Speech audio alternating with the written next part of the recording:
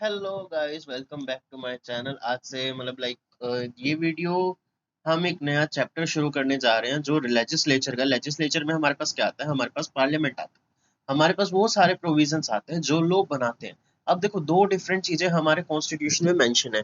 एक है एग्जीक्यूटिव, दूसरा है लेजिस्लेचर। एग्जीक्यूटिव क्या होता है? एग्जीक्यूटिव जो पर्टिकुलर लॉज बने हैं ना, उनको इम्प्लीमेंट करवाने में हमारी हेल्प करता है। बट जो लेजिस्लेचर है ना, लेजिस्लेचर जो लॉ बनते हैं उनको बनाने में हेल्प करता है। तो सबसे पहले लेजिस्लेचर में क्या आता है? सबसे पहले वही होता है, पार्लियामेंट होता है। पार्लियामेंट दो दो हाउसेज है, Lok Sabha Rajya Sabha. And third part of parliament is the president. President हम ऑलरेडी डिस्कस कर चुके हैं। अब इस पार्ट में हम पर्टिकुलरली डिस्कस करने वाले हैं Lok Sabha, their working, and Rajya Sabha working, membership etcetera, सब हम इसमें डिस्कस करेंगे। बहुत डिटेल में नहीं जाएंगे, बहुत ब्रीफली करेंगे, बिकॉज आपको पता ही है टाइम कम है। So let's start with some functions of parliament. तो सबसे पहला पार्लियामेंट का फंक्शन यही होता है, इट एनेक्ट्स द लॉ। यानी कि जितने भी लॉ इंडिया में इस टाइम पे हैं वो सब पार्लियामेंट ने अनेक्ट किए हैं। नो मैटर वो इंडिपेंडेंस से पहले हुए या इंडिपेंडेंस के बाद हुए। क्योंकि इंडिपेंडेंस के टाइम पे भी सब लॉ रिव्यूज किए गए थे पार्लियामेंट के थ्रू, के भी हमें कौन सा लॉ चाहिए, कौन सा लॉ नहीं चाहिए। जोन सा नहीं चाहिए वो उस टाइम रिपील कर दिया गया था, जोन सा चाहिए वो रखा हुआ है। ensuring political as well as financial control over council of minister। कि जो जो काउंसिल ऑफ मिनिस्टर है ना, वो एक हमारी एग्जेक्टिव बॉडी है जो एग्जेक्टिव के अंडर आता है। बट जो लेजिस्लेचर है वो पूरा कंट्रोल करता है फाइनेंशियली और पॉलिटिकली उस काउंसिल ऑफ मिनिस्टर को। यानी कि पार्लियामेंट में कोई भी एमपी, यानी जो मेंबर ऑफ पार्लियामेंट है, वो अब पार्लियामेंट के फ्लोर पे क्वेश्चन किसी भी मिनिस्ट्री से पूछ सकता है। डिपेंड करता है क्वेश्चन कैसा है या किस वे में पूछा जाएगा, या उसके लिए कोई प्रायर परमिशन लेने की जरूरत है कि नहीं है। Secondly, contributing to the member of council of minister. क्योंकि जो एमपीज हम चुन के पार्लियामेंट में जाते हैं, जो मेंबर ऑफ पार्लियामेंट है, उन्हीं में से ही चुन करके कुछ जो पर्सन हैं उन्हें काउंसिल ऑफ मिनिस्टर में लिया जाता है। Opportunity for the representation of people in law making process and questioning process. तो जैसे, हाँ, क्योंकि देखो जो एमपीज जा रहे हैं वो हमें ही रिप्रेजेंट कर रहे हैं, वो पीपल्स को ही रिप्रेजेंट कर रहे हैं। तो अपॉर्चुनिटी देते हैं representation of people in law making process and questioning process. तो जैसे कि अब बाय चांस कोई क्वेश्चन पूछना है, तो आप जैसे आपके दिमाग में कोई क्वेश्चन आया, आप पर्टिकुलरली अपने एरिया के मेंबर ऑफ पार्लियामेंट के पास जाओगे, अपना क्वेश्चन उनको सबमिट करोगे, और वो क्वेश्चन वो जा करके एमपी जो है वो पार्लियामेंट के फ्लोर पर आपसे वो वहां पर पूछेंगे। अब हालांकि हम अगर ये प्रैक्टिकल लाइफ में देखें तो ये बहुत कम होता है कि भी हम एक क्वेश्चन लेके एक मेंबर ऑफ पार्लियामेंट के पास, अपने एरिया के कॉन्स्टिट्यूएंसी के मेंबर ऑफ पार्लियामेंट के पास जा रहे हो और उनको कह रहे हैं कि सर आप ये क्वेश्चन कल को पार्लियामेंट सेशन में पूछिएगा। तो ऐसा बहुत कम देखने को मिलता है, बट फिर भी ये प्रोविजन हमारे पास है। तो सोर्स, अब ये जो पार्लियामेंट है यही हमारा एक ऑथेंटिक सोर्स ऑफ इंफॉर्मेशन है। अगर बाय चांस आपको कोई भी स्टडी चाहिए या कोई भी रिपोर्ट चाहिए, अगर वो पार्लियामेंट के फ्लोर पे है और वो एक्सेप्टेड है, आप उस पे ऊपर आंख बंद करके भरोसा कर सकते हैं, because that is the only authentic source of information. अगर आपको कोई भी पर्टिकुलरली रिपोर्ट डालनी है या कोई भी इंफॉर्मेशन डालनी है और वो पार्लियामेंट से सर्टिफाइड है, तो आप वो रिपोर्ट आप इजिली किसी भी पेपर में या कहीं भी डाल सकते हो। सेकंड, अब पार्लियामेंट्स के पार्ट क्या क्या है? तो पर्टिकुलरली पार्लियामेंट के तीन पार्ट है हमारे पास, लोकसभा, राज्यसभा और द प्रेसिडेंट। राज्यसभा जो हमारी जो राज्यों को रिप्रेजेंट करते हैं वो हमारी राज्यसभा। लोकसभा जो people, house of the people है, जो पीपल को रिप्रेजेंट करे, वो जो डायरेक्टली जिन जहाँ पे जो मेंबर्स है वो डायरेक्टली पीपल इलेक्ट करे, वो लोकसभा हमारा। प्रेसिडेंट हम पढ़ चुके हैं, आप सब जानते ही हैं। सबसे पहले हम राज्यसभा से स्टार्ट करते हैं। तो representative body of state and federal level. यानी कि ये जो राज्यसभा है ये हमारी रिप्रेजेंटेटिव बॉडी है स्टेट्स के रिगार्डिंग। तो इसमें हमारे पास दो टाइप के मेंबर्स होते हैं, इलेक्टेड मेंबर और नॉमिनेटेड मेंबर। तो जैसे कि जो इलेक्टेड मेंबर्स होते हैं उनको कौन इलेक्ट करते हैं, कैसे इलेक्ट करता है? तो इनका जो टेन्योर होता है पर्टिकुलरली 6 इयर्स का होता है, और ये वैसे ही इलेक्ट होते हैं जैसे हमारे प्रेसिडेंट इलेक्ट होते हैं या वाइस प्रेसिडेंट इलेक्ट होते हैं। सिंगल ट्रांसफरेबल वोट सिस्टम से ये इलेक्ट होते हैं प्रोपोर्शनल रिप्रेजेंटेशन के थ्रू, और इनका टेन्योर 6 ईयर का होता है। और इनका इलेक्शन ऐसा होता है कि जैसे हर दूसरे साल में 1/3 पीपल रिटायर हो जाते हैं, तो उनको अपनी सीट वैकेंट करनी पड़ती है, जिससे कि नए लोगों को मौका मिल सके। क्योंकि देखो, जो राज्यसभा है वो कभी एंड नहीं होती, बिकॉज लोकसभा के लिए प्रोविजंस है कि वो डिसॉल्व हो सकती है, उसको हम सस्पेंड कर सकते हैं। तो राज्यसभा कभी भी डिसॉल्व नहीं होती, ये कॉन्टिन्यूएशन में रहती है। लेकिन जो मेंबर्स हैं वो हर 2 साल में 1/3 रिटायर हो जाते हैं और उनकी जगह नए मेंबर्स ले लेते हैं। टू इलेक्ट और जो अगर किसी भी पर्टिकुलरली एक कॉन्स्टिट्यूएंसी से बाय चांस एक स्टेट यूपी है, अगर आपको यूपी से कोई एमपी इलेक्ट करना है फॉर राज्यसभा, तो जो यूपी के एमएलएज हैं वही वोट करेंगे और कोई स्टेट के एमएलएज वोट नहीं करेंगे।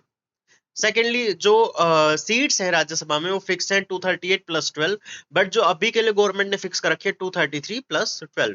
जो 12 नॉमिनेटेड मेंबर्स होते हैं उन्हें प्रेसिडेंट नॉमिनेट करते हैं on the basis of science और ये society social social justice type, मतलब जो भी ऐसे कल्चर बेसिस पे कुछ भी उन्होंने अगर एक्स्ट्रा ऑर्डिनरी करा हो तो उसके बेसिस पे उन्हें राज्यसभा की मेंबरशिप दी जा सकती है।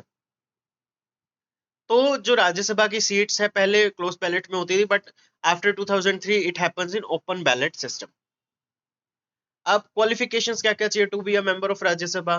सिटीजन ऑफ इंडिया, देखो कुछ भी हो सिटीजन ऑफ इंडिया होना ही चाहिए अगर आपको कोई भी particularly seat government of India में चाहिए। Should not be less than 30 minimum age limit है। रजिस्टर्ड वोटर होने चाहिए किसी भी स्टेट में, और कोई ऑफिस ऑफ प्रॉफिट नहीं होना चाहिए किसी भी स्टेट के अंडर। अब इसके कुछ फेडरल फीचर्स ऑफ राज्यसभा देखे, मतलब लाइक देखो एक तो होता है यूनिटरी फीचर्स, एक फेडरल फीचर्स। यूनिटरी फीचर्स क्या होते हैं? जिसमें जो हमारा सेंटर है उसके पास सारी पावर्स होती है। बट जो फेडरल फीचर्स होते हैं जिसमें जो सेंटर और स्टेट में पावर्स इक्वली डिवाइडेड रहती है। तो इसके अगर हम फेडरल, अब जो हमारा इंडियन कॉन्स्टिट्यूशन है ना वो पार्लियामेंट को यूनिटरी और फेडरल दोनों टाइप्स के फीचर देता है। तो इसके अगर हम फेडरल फीचर्स की बात करें, act as a representative body of state at federal level, यानी कि जो राज्यसभा है वो स्टेट्स को रिप्रेजेंट करती है। सेकेंडली, गिवन सिमिलर पावर और importance in Lok Sabha in case of emergency और एक्सेप्ट मनी बिल, यानी कि जो राज्यसभा है उसके पास सिमिलर पावर है, बट दो कुछ कंडीशंस ऐसी हैं जिसमें जो सिमिलर पावर्स नहीं है। जैसे कि जो मनी बिल है उसमें राज्यसभा के पास सिमिलर पावर नहीं है, बट किसी भी लॉ को another other than money bill, किसी भी लॉ को पास करवाने के लिए, किसी भी बिल को पास करवाने के लिए जो राज्यसभा के पास है वो एक सिमिलर पावर गेन करती है। सिमिलरली जो पावर ऑफ इम्पीचमेंट ऑफ और इलेक्शन ऑफ प्रेसिडेंट है उसमें भी राज्यसभा इक्वली पावरफुल है, और इसमें थोड़ा ज्यादा पावरफुल भी है क्योंकि राज्यसभा की ही परमिशन से जो ऑल इंडिया सर्विसेज, कोई नई ऑल इंडिया सर्विसेज फॉर्म हो सकती है, ऑल इंडिया सर्विसेज खत्म हो सकती है। अगर इसके नॉन फेडरल फीचर्स की बात करें तो जो सभी, जैसे इंडिया में क्या स्टेट्स है, इंडिया में स्टेट्स ना, जैसे जो यूपी है वो बहुत बड़ा है, राजस्थान बहुत बड़ा है, गोवा है बहुत छोटा सा स्टेट है, वो सब इक्वली रिप्रेजेंट नहीं है। सारी स्टेट्स रिप्रेजेंट हैं on the basis of their population, इसलिए नॉन फेडरल फीचर्स में आता है क्योंकि कोई भी स्टेट इक्वली रिप्रेजेंट नहीं है। अब इसका हमने एक सॉल्यूशन निकाला, जैसे 1971 का जब सेंसस आया ना, तो उसमें क्या था, जो नॉर्थ की स्टेट्स थी उनकी जो पॉपुलेशन थी वो ड्रास्टिकली बढ़ी जा रही थी 1971 के बाद, और जो साउथ की स्टेट्स थी उनकी जो पॉपुलेशन है बहुत ज्यादा स्टेबल थी। तो जो वोट वैल्यू फिक्स करी गई है किसी भी इलेक्शन के लिए, वो हमने इस टाइम तक भी 1971 की गई है, कर रखी है कि जो हमारे वोट वैल्यू काउंट होगी, जो सीट्स काउंट होंगी वो किसी भी पर्टिकुलर स्टेट से, वो 1971 के सेंसस पे ही काउंट होंगी, ताकि जो नॉर्थ साउथ का डिफरेंस है उसे कम किया जा सके। ऑल्दो बात चल रही है कि इसको थोड़ा चेंज किया जाए, थोड़ा आगे लेके, क्योंकि बहुत टाइम हो चुका है, जो डेमोग्राफीज है वो चेंज हो रही हैं।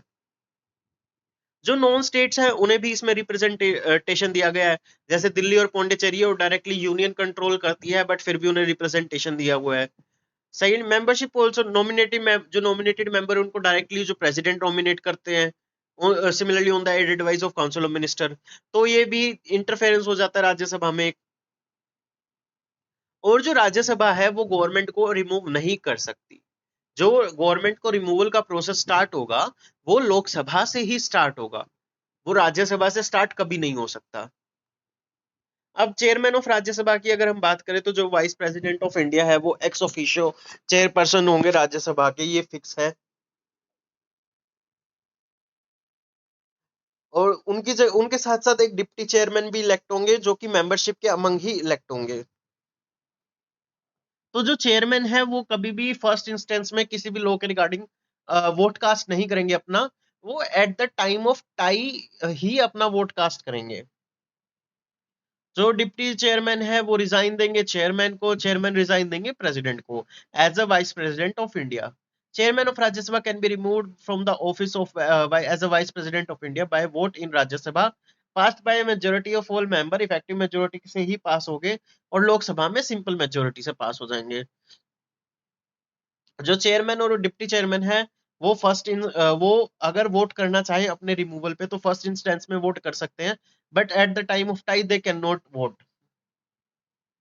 और दूसरी बात, अगर हम राज्यसभा में इनकी सीटिंग की बात करें, तो बाय चांस किसी दिन दोनों एब्सेंट है, ना हमारे पास चेयरमैन है ना हमारे पास डिप्टी चेयरमैन है, तो उसकी जगह क्या हो सकता है कि कोई भी person among the membership of the house select कर सकते हैं ऑन द स्पॉट, ताकि वो उस दिन की प्रोसीडिंग को हेड कर सके, ताकि प्रोसीडिंग स्मूथली चल सके।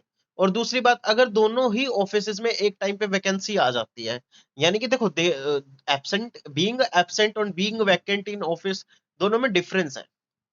एब्सेंट में ये है कि भी ये श्योरिटी है कि व्यक्ति कल या परसों आएगा, मतलब किसी ना किसी दिन आएगा, बट वैकेंसी में है कि भी भैया इस टाइम कोई है ही नहीं, हमारे पास कोई चेयरमैन है ही नहीं। तो उसमें क्या होगा, जब तक इलेक्शन नहीं होते प्रेसिडेंट एक पर्सन को अपॉइंट कर देंगे that you should act as a chairman of that Rajya Sabha. अगर राज्यसभा के कुछ स्पेशल पावर्स की बात की जाए, तो 312 में हमें दे दिया जाता है creation of all India services, 349 में दिया जाता है parliament to legislate, power of parliament to legislate the state list, क्योंकि पहले राज्यसभा से परमिशन लेनी पड़ेगी अगर पार्लियामेंट को लेजिस्लेट करने किसी स्टेट लिस्ट पे। और रिमूवल ऑफ वाइस प्रेसिडेंट हमेशा राज्यसभा से बिगन होगा, 67 क्लोज बी। अब अगर राज्यसभा की रेलिवेंस की बात करें, मतलब देखो, वैसे तो लोकसभा से भी काम चल ही रहा था, बट राज्यसभा की क्या जरूरत हमें आन पड़ी, मतलब ऐसा क्या लगा कि भैया हाँ हमें इंपॉर्टेंस चाहिए राज्यसभा को। सबसे पहले तो फेडरल स्ट्रक्चर को ये स्ट्रॉन्ग करता है, कि ये पॉइंट, अगर राज्यसभा होने से हमें ये पॉइंट स्ट्रॉन्ग होता है कि भाई हाँ India is a federal country. ये कोई देखो, राज्यसभा कोई सेकेंडरी चैम्बर नहीं है, बट ये as a second chamber of the parliament work करता है, यानी कि अगर बाय चांस कोई गलती लोकसभा से हो भी जाए तो वो रिव्यू हो सकती है राज्यसभा के अंदर। राज्यसभा अबोलिश नहीं हो सकती है, कंटिन्यूएशन में ही रहेंगी। कंटिन्यूएशन में कैसे रहेंगी, ये देखो, राज्यसभा का जो टेन्योर है वो हमेशा 6 ईयर का रहता है, मेंबर का, member of parliament of Rajya Sabha का, मेंबर ऑफ राज्यसभा का जो टेन्योर रहता है वो 6 ईयर का रहता है। अब जो जो इलेक्शन होता है ना, वो इस टाइप से होता है, मतलब जो ये चॉइस होती है वो इस टाइप से होती है कि हर दूसरे साल 1/3 व्यक्ति है वो रिटायर हो जाते हैं, यानी 6 साल उनके पूरे हो जाते हैं और रिटायर हो जाते हैं, और उस 1/3 सीट पे दोबारा इलेक्शन होते हैं। तो इस वजह से कभी भी राज्यसभा एबॉलिश नहीं होती। Created to act रिजर्वरी revisory chamber of prohibiting the Lok Sabha, ये अभी मैंने अभी डिस्कस करा कि भी ये यहाँ पे जो भी लोग, अगर कोई भी एक्ट पार्लियामेंट लोकसभा करता है तो उसे रिवाइज हो जाता है, ताकि वहां से लोकसभा से कोई गलती ना हो। Rajya Sabha provides opportunity of recruiting talent, या अब यहाँ पे जैसे जो नॉमिनेटेड मेंबर है, नॉमिनेशन फैसिलिटी है, वो जो ऑल ओवर इंडिया से कोई भी टैलेंट एक्सपर्ट को नॉमिनेट करते हैं, यानी कि नॉमिनेशन बेसिस पे राज्यसभा में लाया जा सकता है। अब अगर हम लोकसभा की बात करें, तो 530 प्लस 13 एमपीज है elected directly by people from states and union territories directly. Lok Sabha is popular chamber of the parliament because all its members are elected directly from the people by single member territorial constituency। मतलब हर territory से एक ही member select होगा। अब देखो यहाँ पे question आता है कि क्या एक पर्सन एक ही टेरिटरी से इलेक्शन लड़ सकता है, तो ऐसा कोई कंपलसरी नहीं है, दो दो या दो टेरिटरी से भी कोई भी पर्सन इलेक्शन लड़ सकता है। वो जब हम इलेक्शन पढ़ेंगे ना तो उसे और डिटेल में डिस्कस करेंगे। अब लोकसभा की कुछ स्पेशल पावर्स है जो लोकसभा को दी गई है, उसको हम डिस्कस करते हैं। जो नो कॉन्फिडेंस मोशन है जो कि गवर्नमेंट के अगेंस्ट होता है, वो सिर्फ लोकसभा में ही इंट्रोड्यूस किया जा सकता है, राज्यसभा में इंट्रोड्यूस नहीं किया जा सकता। Lok Sabha overriding powers with respect to the passage of money bill and Rajya Sabha can not, हाँ, जो मनी बिल है वो लोकसभा में इंट्रोड्यूस होगा और राज्यसभा हैज टू पास। वो राज्यसभा अपनी जो वो है, क्या नाम है, रिकमेंडेशन दे सकती है लोकसभा को, बट राज्यसभा उसे रिजेक्ट नहीं कर सकती, जो मनी बिल है। और फाइनेंशियल बिल कैटेगरी ए, ये जब हम फाइनेंशियल, जब मनी बिल वगैरह पढ़ेंगे उसमें डिस्कस करेंगे फाइनेंशियल बिल कैटेगरी क्या होता है। तो वो सिर्फ लोकसभा में इंट्रोड्यूस हो सकता है, जो मनी बिल होता है ना वही फाइनेंशियल बिल कैटेगरी ये होता है वैसे तो वही वो लोकसभा में ही इंट्रोड्यूस हो सकता है, वो कहीं और इंट्रोड्यूस नहीं हो सकता। The resolution of discontinuation of national emergency can only be introduce in passed by Lok Sabha. अगर नेशनल इमरजेंसी का जो भी है वो सिर्फ लोकसभा में ही इंट्रोड्यूस हो सकता है, डिसकंटिन्यूएशन प्रोसेस राज्यसभा में इंट्रोड्यूस नहीं हो सकता। बिकॉज देखो, जो नेशनल इमरजेंसी के टाइम में क्या होता है, जो लोकसभा है वो ऑटोमेटिकली डिसोल्व हो जाती है या सस्पेंड हो जाती है। राज्यसभा कभी भी डिसॉल्व नहीं होती, कभी सस्पेंड हो सकती है बट डिसॉल्व नहीं हो सकती। तो उस टाइम पे क्या होता है कि भी अगर प्रेसिडेंट चाहे तो राज्यसभा को बुला करके इमरजेंसी रिव्यू करवा सकते हैं, बट ऐसा नहीं है, ऐसा कोई प्रोविजन हमारे पास नहीं है। हमें जब लोकसभा दोबारा फॉर्म होके आएगी, लोकसभा फॉर्म होएगी और उसके फ्लोर पे रखा जाएगा भैया इमरजेंसी कंटिन्यू होए कि ना होए, सबसे पहले फिर वो राज्यसभा में पास होने जाएगा। और जब भी ज्वाइंट सेशन का टाइम आता है तो हमेशा लोकसभा के जो स्पीकर है वो उसे प्रिसाइड करते हैं। अब अगर लोकसभा के जैसे राज्यसभा में चेयरमैन होते हैं तो लोकसभा में हमारे पास स्पीकर होते हैं। तो जो स्पीकर है वो मेंबर ऑफ हाउस में से ही सिलेक्ट होते हैं। प्रिसाइडिंग ऑफिसर होते हैं हाउस के। Administrative head of secretariat attach, जो सेक्रेटरीट अटैच होता है लोकसभा से, उनके जो एडमिनिस्ट्रेटिव हेड है वो हमारे स्पीकर ही रहते हैं और कोर्ट ऑफ लॉ से आंसरेबल नहीं है as a head of secretariat. अब यहाँ पे देखो इस पॉइंट में ना एक कैच है, not answerable to the court of law as a speaker but answerable as a administrative head of secretariat. यानी कि कोर्ट ऑफ लॉ, यहाँ पे दो कंडीशन दे दी गई कि जो स्पीकर है वो जो एज अ स्पीकर तो आंसरेबल नहीं है but administrative head of secretariat की हैसियत से कोर्ट ऑफ लॉ में आंसरेबल है। Speaker hand over resignation to deputy speaker और वाइस वर्सा। यानी कि जो जो स्पीकर है वो रेजिग्नेशन देंगे अपने डिप्टी स्पीकर को, वो भी सिलेक्ट हो गए अमंग द मेंबरशिप से ही। और जो डिप्टी स्पीकर है वो स्पीकर को अपना रेजिग्नेशन देंगे। अगर इसके हम टेन्योर की बात करें तो 5 ईयर का टेन्योर रहता है। और अगर डिसॉल्व 5 साल से पहले हो जाए तो 6 महीने में इलेक्शन करवाने पड़ते हैं। Life of Lok Sabha can be extend beyond, अगर नेशनल इमरजेंसी है तो यस हम लाइफ एक्सटेंड कर सकते हैं। तो हर साल 1 बाय 1 ईयर ही कर सकते हैं, लाइक एक टाइम पे हम 1 साल ही एक्सटेंड कर सकते हैं। और अगर नेशनल इमरजेंसी अगर एंड हो जाए तो जो Lok Sabha however the extended life of Lok Sabha can not go beyond 6 month. तो अगर national emergency by chance and हो जाती है तो एक्सटेंडेड लाइफ भी उसकी 6 महीने के अंदर अंदर एंड हो जाएगी। यानी कि बाय चांस अगर 2020 में कोई नेशनल इमरजेंसी लगी है जनवरी में और वो 2000 और उसमें जो लोकसभा की लाइफ है वो एक्सटेंड कर दी गई है 1 साल, और जो नेशनल इमरजेंसी है वो जून में 2020 में एंड हो गई है। तो जो जून जून दिसंबर तक 2020 दिसंबर तक इलेक्शन हो जाने चाहिए, अदरवाइज जो लोकसभा की लाइफ है वो वहां पे एंड हो जाएगी, उसके बाद इलेक्शन होने पक्का है। देखो अब एक कंडीशन आती है डेडलॉक की। डेडलॉक क्या होता है? डेडलॉक एक कंडीशन है जब लोकसभा और राज्यसभा किसी एक पॉइंट पर एग्री नहीं कर रहे हो, तो उसके रिगार्डिंग क्या प्रोविजंस हमारे पास है। तो where there is a disagreement between the two house over a bill then joint sitting, यानी कि जॉइंट सिटिंग क्या होती है? लोकसभा और राज्यसभा इकट्ठे बैठ करके एक बिल डिस्कस करते हैं और उस पर वोट करते हैं। और ये 3 कंडीशन में पॉसिबल है। When one house passes the bill and other reject, जब एक हाउस पास कर दे और दूसरा रिजेक्ट कर दे। व्हेन सेकंड हाउस, जब दूसरा हाउस कोई भी एक्शन ना ले on that bill for 6 month, अगर 6 महीने के लिए कोई दूसरा, जैसे बाय चांस राज्यसभा में कोई बिल इंट्रोड्यूस हुआ, पास होके लोकसभा गया, या लोकसभा में कोई बिल इंट्रोड्यूस हुआ, वो पास होके राज्यसभा गया और 6 महीने के लिए दोनों हाउस ने कोई एक्शन नहीं लिया, तो उसके लिए ज्वाइंट सेटिंग का प्रावधान हमारे पास है। When second house suggests the amendment but not acceptable to originating house, यानी कि अगर जैसे बाय चांस लोकसभा में कोई बिल आया, लोकसभा ने पास करके राज्यसभा में भेजा, तो राज्यसभा ने कहा भैया इसमें ये चेंजेस होने जरूरी है, तो उन्होंने वापस अमेंडमेंट भेजा बट उन्होंने रिजेक्ट कर दी वो सारी अमेंडमेंट। तो उसके लिए भी ज्वाइंट सेटिंग का हमारे पास प्रावधान है। कंडीशन ये है कि भैया वो कोई स्पेशल कैटेगरी का बिल ना हो। तो president of India in this case, जो प्रेसिडेंट ऑफ इंडिया है वो ज्वाइंट सिटिंग कॉल कर सकते हैं। तो हमारे पास पर्टिकुलरली 4 टाइप्स के बिल होते हैं। पहला होता है ऑर्डिनरी बिल, सेकंड होता है मनी बिल, थर्ड होता है फाइनेंशियल बिल एंड फोर्थ होता है कॉन्स्टिट्यूशनल अमेंडमेंट बिल।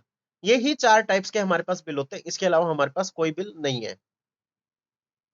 तो जो ऑर्डिनरी बिल है उसे कोई भी इंट्रोड्यूस कर सकता है, कोई भी बिल हो सकता है अनर देन 3, जैसे मनी बिल, फाइनेंशियल बिल और कॉन्स्टिट्यूशनल अमेंडमेंट बिल के अलावा जो भी बिल राज्यसभा में आएगा वो ऑर्डिनरी बिल के अंडर आएगा। मनी बिल डिस्कस है अंडर आर्टिकल 110। फाइनेंशियल बिल हमारे पास 2 टाइप के होते हैं, कैटेगरी 1 और कैटेगरी ए। और जो कॉन्स्टिट्यूशनल बिल डिस्कस है हमारे पास 368 के अंडर। क्या हमारे पास अब जैसे ये ना टेबल आप अच्छे से पढ़ लीजिएगा और इसको अपने नोटबुक में नोट कर लेना। तो जो रिकमेंडेशन है प्रेसिडेंट का, क्या ऑर्डिनरी बिल के लिए कोई रिकमेंडेशन चाहिए? तो नहीं चाहिए, एक्सेप्ट आर्टिकल 3। तो आर्टिकल 3 है जो अल्टरेशन ऑफ स्टेट बाउंड्रीज वगैरह का जो आर्टिकल है, उसके अलावा कोई भी बिल उसमें इंट्रोड्यूस हो सकता है, उसके लिए प्रेसिडेंट की प्रायर परमिशन नहीं चाहिए। मनी बिल के लिए प्रायर परमिशन चाहिए, फाइनेंशियल बिल के लिए प्रायर परमिशन चाहिए, बट कॉन्स्टिट्यूशनल अमेंडमेंट बिल के लिए कोई प्रायर परमिशन नहीं चाहिए। किस हाउस में इंट्रोड्यूस होगा? जो ऑर्डिनरी बिल है वो किसी भी हाउस में इंट्रोड्यूस हो सकता है। जो मनी बिल और फाइनेंशियल बिल है वो हमेशा लोकसभा में इंट्रोड्यूस होंगे, और जो कॉन्स्टिट्यूशनल अमेंडमेंट बिल है वो हमेशा, वो भी किसी भी हाउस में वो हो सकते हैं, इंट्रोड्यूस हो सकते हैं। मेजोरिटी कितनी चाहिए पास करवाने के लिए? जो ऑर्डिनरी बिल है सिंपल मेजोरिटी 50% प्रेजेंटेड वोटिंग, तो तीनों के लिए सिंपल सिंपल मेजोरिटी चाहिए। जो अमेंडमेंट बिल है उसके लिए स्पेशल चाहिए, two third member present and voting. जो पासिंग पावर है बिल की, तो ऑर्डिनरी बिल में Rajya Sabha is equal to Lok Sabha. Money bill में लोकसभा के पास एक प्रायर वो है, प्रायोरिटी है लोकसभा के पास राज्यसभा से ज्यादा।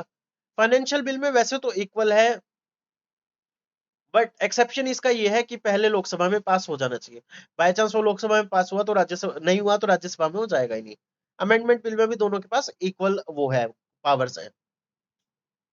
अगर डेडलॉक हो जाए तो जॉइंट सिटिंग का प्रावधान है। ऑर्डिनरी बिल में जॉइंट सिटिंग हो सकती है। मनी बिल क्या है? अगर लोकसभा ने पास कर दिया तो राज्यसभा को ऑटोमेटिकली पास करना पड़ेगा, लोकसभा के पास, सॉरी, राज्यसभा के पास कोई ज्यादा ऑप्शन नहीं है। फाइनेंशियल बिल, हाँ जॉइंट सिटिंग हो सकती है, लेकिन अगर कॉन्स्टिट्यूशनल बिल में ऐसा कोई डेडलॉक आ जाए तो वहां पे बिल लैप्स हो जाएगा और वो बिल कंटिन्यू नहीं होएगा। बाय चांस लोकसभा में कुछ इंट्रोड्यूस हुआ बट वो राज्यसभा ने रिजेक्ट कर दिया, तो वहां पे बिल वो लैप्स हो जाएगा, वहां पे जॉइंट सिटिंग का कोई प्रावधान नहीं है। अब एसेंट ऑफ प्रेसिडेंट, जो अगर जैसे बिल दोनों हाउसेज से पास हो गया, तो किन किन कंडीशन में कौन से बिल में जो प्रेसिडेंट है वो बाउंड है अपनी एसेंट देने के लिए? तो सबसे पहले जो है ऑर्डिनरी बिल के लिए, तो प्रेसिडेंट बहुत ज्यादा बाउंड नहीं है, वो absolute veto, pocket veto, suspensive veto, ये अपना कोई भी यूज कर सकते हैं। जो मनी बिल में है, दो, प्रेसिडेंट को अपनी एसेंट देनी पड़ेगी, but on the aid and advice of government वो एब्सोल्यूट वीटो यूज कर सकते हैं। तो बाकी दोनों में सेम है। कॉन्स्टिट्यूशनल अमेंडमेंट बिल में president is bound to give assent. So thank you so much. कल से हम एक इसी का ही आगे कंटिन्यू करेंगे, सेशंस ऑफ पार्लियामेंट, और इन बिल को थोड़ा अच्छे से और डिस्कस करने की कोशिश करेंगे। So thanks for watching, please do like share and subscribe.